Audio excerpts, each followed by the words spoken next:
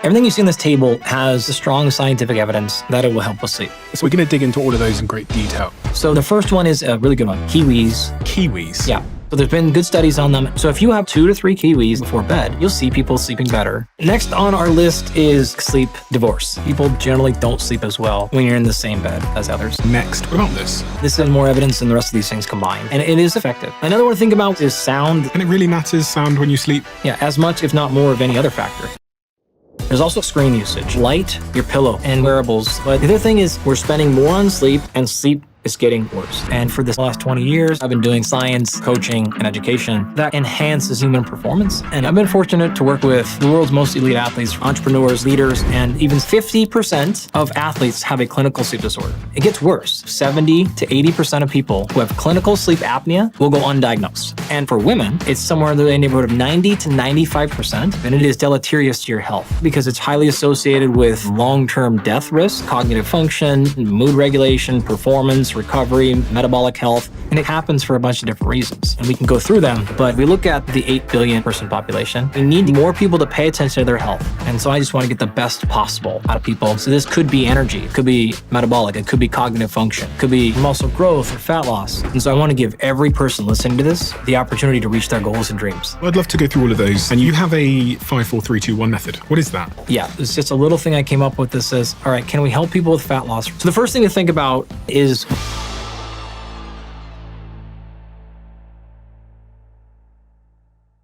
This is super interesting to me. My team give me this report to show me how many of you that watch this show subscribe. And some of you have told us, according to this, that you are unsubscribed from the channel randomly. So favor to ask all of you, please could you check right now if you've hit the subscribe button, if you are a regular viewer of the show and you like what we do here. We're approaching quite a significant landmark on this show in terms of a subscriber number. So if there was one simple free thing that you could do to help us, my team, everyone here, to keep this show free, to keep it improving year over year and week over week, it is just to hit that subscribe button and to double check if you've hit it. Only thing I'll ever ask of you. Do we have a deal? If you do it, I'll tell you what I'll do. I'll make sure every single week, every single month, we fight harder and harder and harder and harder to bring you the guests and conversations that you want to hear. I've stayed true to that promise since the very beginning of the Diary of a CEO, and I will not let you down. Please help us. Really appreciate it. Let's get on with the show. Dr. Andy Galpin. Before we started recording, you said you want to do scientific research, coaching for your clients, and you said education. You also kind of alluded to the fact that you were less interested in money and these kinds of things. So the question is, why do you do what you do? And what is it you're doing and who are you doing it for? the most concise way I can say it is I want to give every person listening to this the opportunity to reach their goals and dreams. You want to look this way or not look this way. And you want to perform this way. How can we get you there? I want to remove those barriers. And if you get there or don't get there, it was because of you. It was not because something was holding you back that was in your way. Mm-hmm. And so that's why I get equally excited to work with the best linebacker in the NFL and some person who just wants to wake up and not be in back pain tomorrow. So tell me who you've worked with then, who has been a client of yours. Yeah, I've been fortunate to work with the world's most elite athletes for 20 years at this point. So this is your number one draft picks in every major sport, Hall of Famers, Cy Young winners, MVPs, Olympic gold medalists in many sports, world champion fighters. We've worked with hemiplegics and paraplegic individuals. We've worked with, the cliche executives, the mom and pops, the person dealing and struggling with perimenopause. Like, we've really done most of it. And what kinds of symptoms or goals do they come to you with? So I'll give you broad categories and specifics below that. Broad categories, we tend to say it's either rebuild or upgrade. Mm-hmm. Rebuild is there's something wrong, hurt, broken, damaged. I'm overweight, I can't fix it. I'm dying from sleep restriction. I have a clinical sleep disorder. I have some injury. I have some huge, clear limitation that needs to be resolved. The second half is what we call upgrade. I don't have any of that. I feel pretty good, feel okay.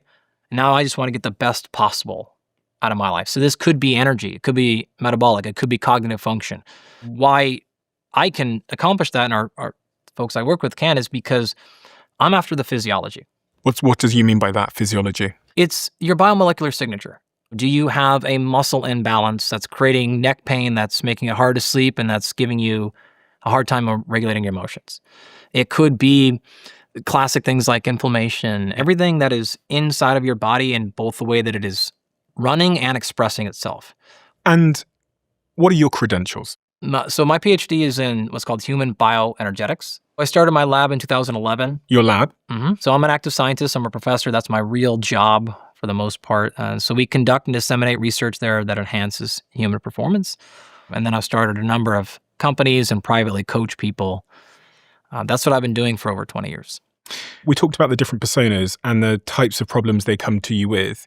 If you had to, and this might be quite difficult, order them in terms of the frequency in which people come to you with these issues, what would that sort of top 5 be? I'll break them from our professional athletes, and I'll probably spend more time on non-professional athletes, assuming most of your audience is probably not a professional. I wouldn't take that. Pretty close. I won't take that, guys. 50-50? Yeah, We'll assume 50-50. Yeah, great. The athletes typically come to us under two circumstances, frequent injuries I'm getting or tanked energy, bad sleep. They deal with the same human problems we deal with, right? The other one is what we'll just say is the upgrade, the optimizer. Feel great, feel young. I just want to get ahead of things and I want to catch things before they start. The general public is a similar breakdown because you have a lot of people who are like, I do feel pretty good, I'm great, but I don't want to play the game backwards.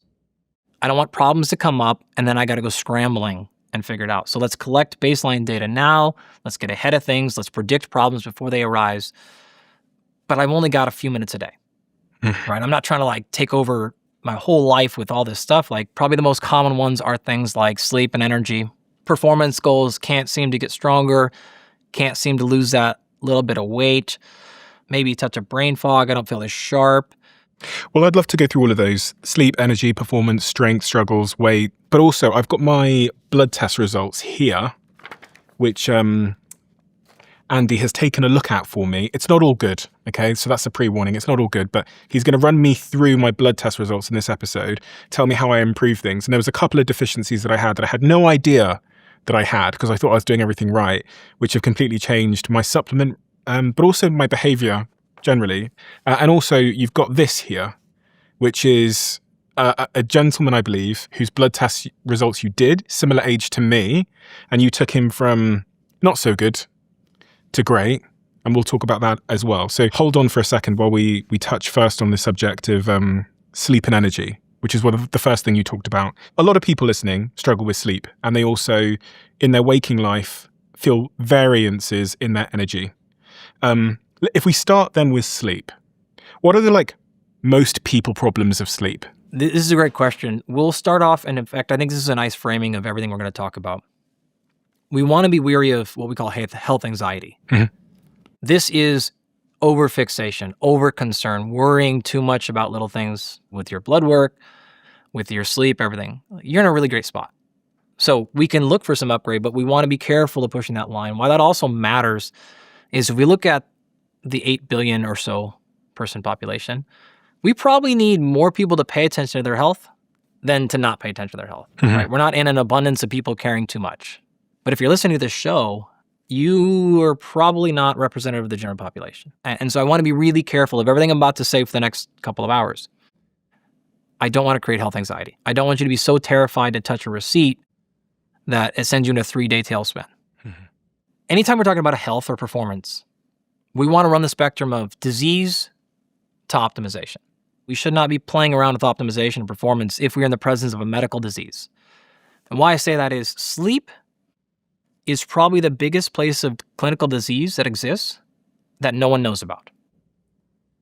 Somewhere in the neighborhood of 70 to 80% of people who have clinical sleep apnea will go undiagnosed. Wow. If that existed for a broken bone, right? If that existed for diabetes, you'd be like insane. It gets worse. 50%, depending on which study you look at, of athletes have a clinical sleep disorder. For women, it's somewhere in the neighborhood of 90 to 95% of women that have clinical sleep apnea will go undiagnosed. Why? If you were to look at me and you would say, if I said, Steven, you think I have apnea? No. You said, no, right? If I were to bring in a whole table of 10 people and I said, pick the person in here least likely to have sleep apnea, you'd find the smallest girl. True. You don't think about apnea as something that can happen unless you're big and fat. Women also are less likely than men to complain. They're less likely to think about it as an anatomical issue. They're going to charge it to hormones, to their menstrual cycle, to their cognitive load, to what it's the demands that it is to be mom. All these are true, by the way. It is also, in the same point, true. You could have apnea that has nothing to do with body composition. And let's define apnea for a second. You stop breathing at night. And that wakes you up. Sometimes it doesn't. Oh. That's the problem, is it won't necessarily wake you up, but it is deleterious to your health. It's highly associated with consequences from long-term death risk to short-term cognitive function, emotion, mood regulation, performance, recovery, metabolic health. It's really, really nasty. It's in fact one of the larger things that can go wrong in your health is not breathing at night. This might be a silly question, but does sleep apnea disrupt your sleep? It can. So it doesn't always? Doesn't always. Okay. This is why do you think it's so poorly diagnosed? So the classic giveaways. If you were that person who wakes up 4 counties because you snore so loud, snoring doesn't necessarily mean you have sleep apnea, but it's a really strong indicator.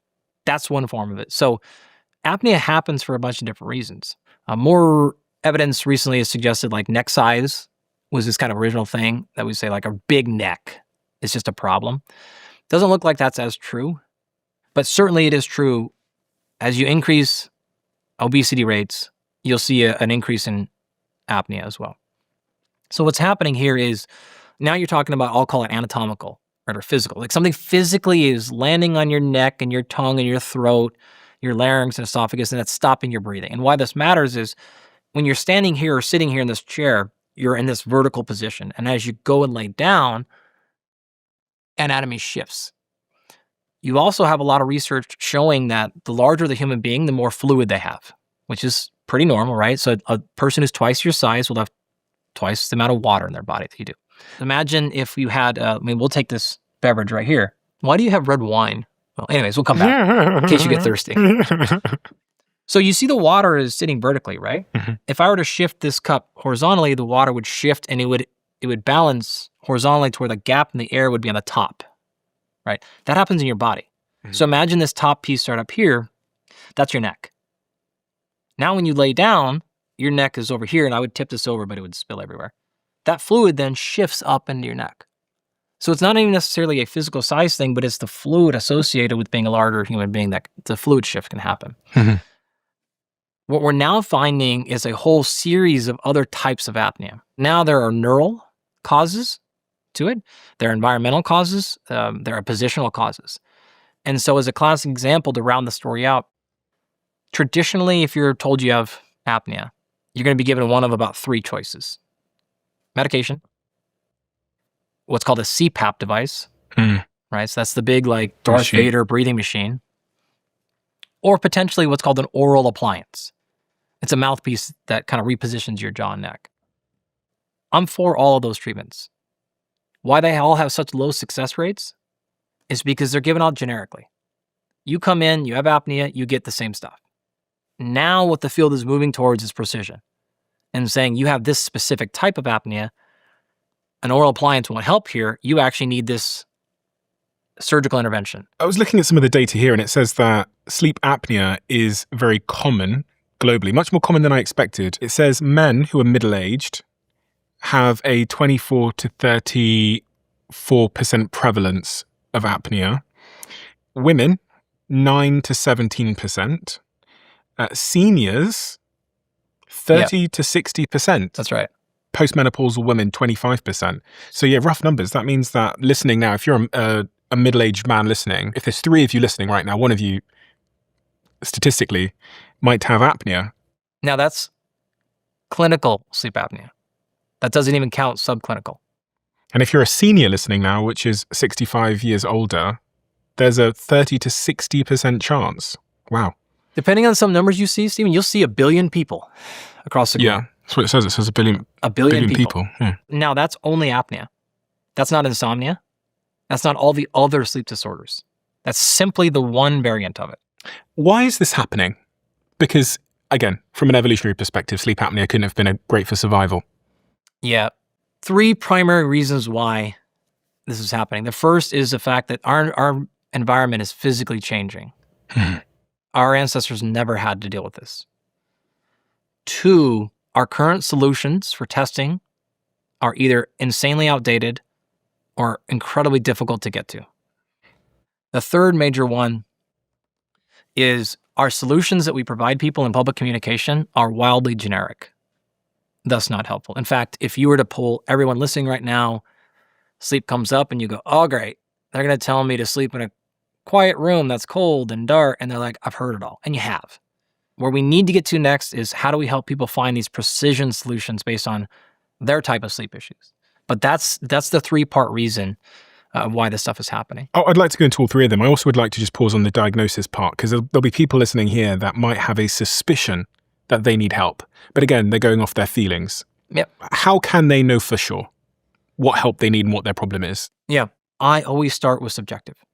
How do you feel?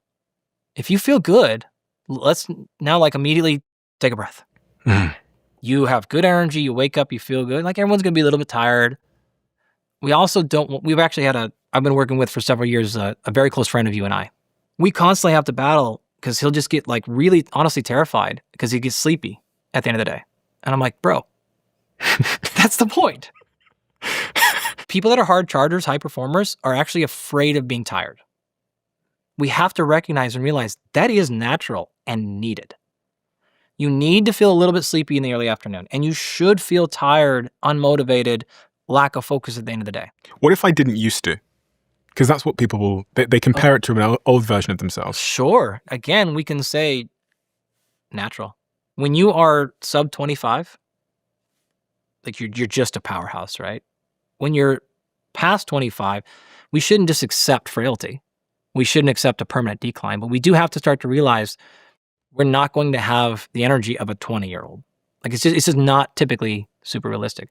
And if you do, you're probably getting there exogenously, right? Stimulants and other things, which have a place, but we just want to be a little bit careful of those things. We'll talk about stimulants, melatonin, and all these things. But going back to this point of diagnosis. Yeah. So Jenny, who doesn't have much money, how does she get... Okay, great. So one thing we can do, and we can put these in your show notes for you for free, there are a ton of completely free short questionnaires that are scientifically validated. Okay.